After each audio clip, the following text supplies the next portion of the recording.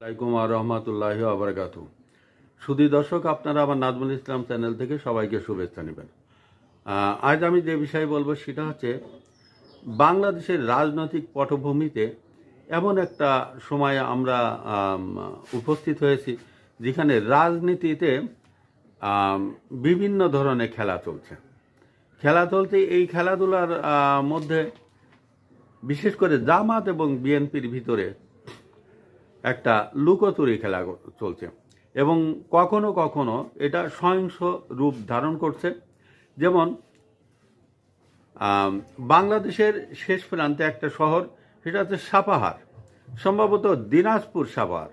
সেখানে একজন মুয়াজ্জিন 4 বছর ধরে একটা মসজিদে চাকরি করেন এবং এই মুয়াজ্জিন সাহেব তিনি মাঝে মধ্যে ফেসবুক স্ট্যাটাস দেন এবং ফেসবুক স্ট্যাটাস দিয়ে তিনি বিভিন্ন কিছু রাজনৈতিক বিষয়ে মন্তব্য করেন। তেমনই একটা ভাবে এই মুয়াজ্জিন সাহেব তিনি বিএনপির পক্ষে একটা স্ট্যাটাস দিছে এই ফেসবুকে।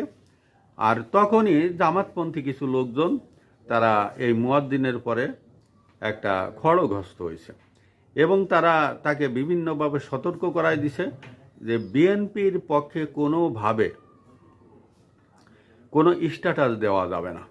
এবং এই মুয়াজ্জিন এটা রাজি হয়নি এবং এক প্রকার এই মুয়াজ্জিনকে ওই মসজিদ থেকে বের করে দেওয়া হয়েছে। তাকে আর ওখানে কোনো মুয়াজ্জিনের কোনো কাজে তাকে আর নিয়োগ দেওয়া যাবে না এবং তারা সরাসরি ওই মসজিদ একটা নোটিশ টানায় দিচ্ছে। এবং অলরেডি এই মুয়াজ্জিন ওনার নাম হচ্ছে আল আমিন সাহেবকে ওখান থেকে বের করে দেওয়া হয়েছে। এদিকে বাংলাদেশের আর এক সীমান্তবর্তী শহর চুয়াডাঙ্গা, এই চুয়াডাঙ্গা একজন ভিক্ষুক এর কাছে বিএনপি প্রার্থীরা ভোট চাইছে।